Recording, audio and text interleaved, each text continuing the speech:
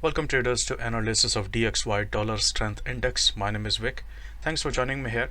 So what we see on dollar index in the month of May right now is that there was a heavy push down and we were expecting it. If you remember my previous analysis, I mentioned that the market could actually reach this water wave. By the way, this suite of indicators is called water envisage, as the name is here, and it is available if you want to subscribe to it.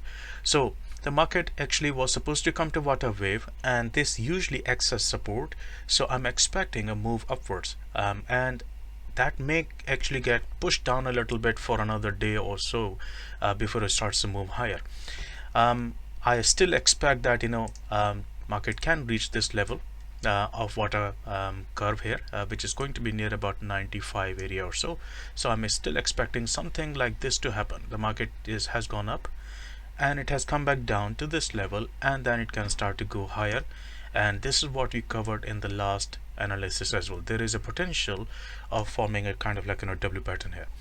Another scenario that can happen is that if the market starts to go down and it actually breaks through this level, then we have extended levels before behind that.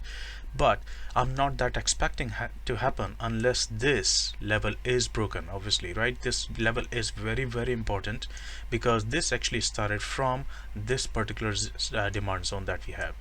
So what I'm expecting market to do is it is trying to scare most of the traders away, and it is trying to maybe collect few stop losses and all that before it starts its journey upwards. So this is what we have on the monthly time frame, and the month is not over yet, so there can be a lot of action around here in this area.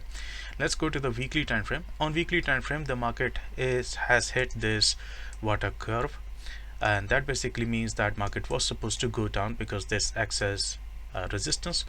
The market hit it, started to go down. This was the signal. This red arrow was the signal. This is trend is showing that it is red, wave is showing red, everything is red. That means the market was supposed to go down, and it did.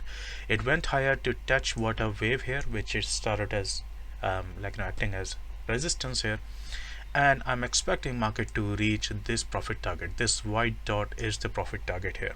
So what is this level? Let's see what is this level. So approximately, if I just zoom in, this is approximately near about 90.012. so 90 level is important. That's a good round number as well, and we can see that market actually reacted from that level before, so it can happen again. So that is the level that we should be watching on the weekly time frame. Now, having said that, that doesn't mean that this is a weekly time frame, so it will take weeks, or it will take minutes, or it will take days. It can take any amount of time, and it depends on the market momentum. Market has its own way of reaching its levels, so it can go up and down meanwhile it is trying to come to this target, right? Because on lower time frames it can keep on going up and down, right? So this is the weekly target. That means it can take few weeks to reach this target as well in the worst case scenario. Okay, now if I go to the daily time frame, on daily time frame we have a little different scenario here. The market was bullish, and it is still bullish, as we can see. This is the color that we have, and now the market is turning back down, and I'm expecting to have a divergence sort of scenario on water trend here at the bottom.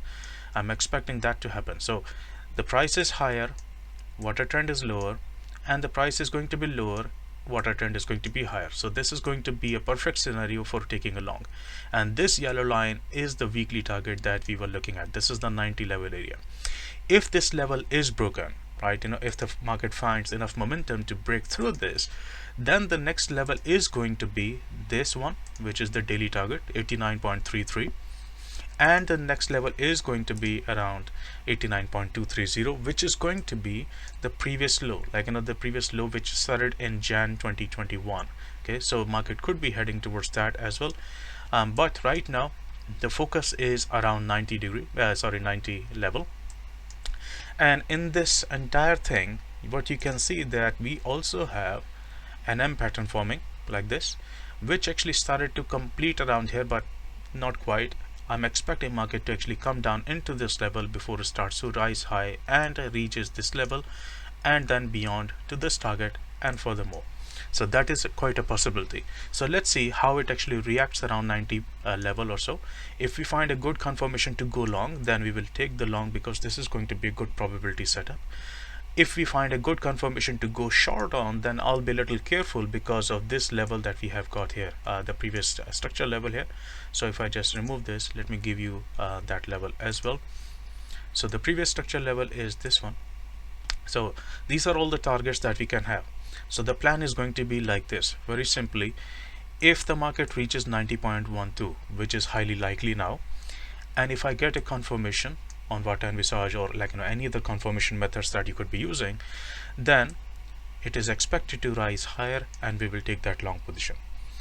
If the market actually goes below this, and if I get a confirmation to go short on, I'll be very careful, because there is not much of difference between these two levels. If you're looking for a small time frame trade, something like that, like a day trade, or small short-term swing trade, then you can go for a short position all the way to hit this profit target. And if that is also broken, then you're looking for the next profit like this. Now, if this level of 89.662 is broken, near about that, then this will be very highly likely to reach 89.33 or 89.230.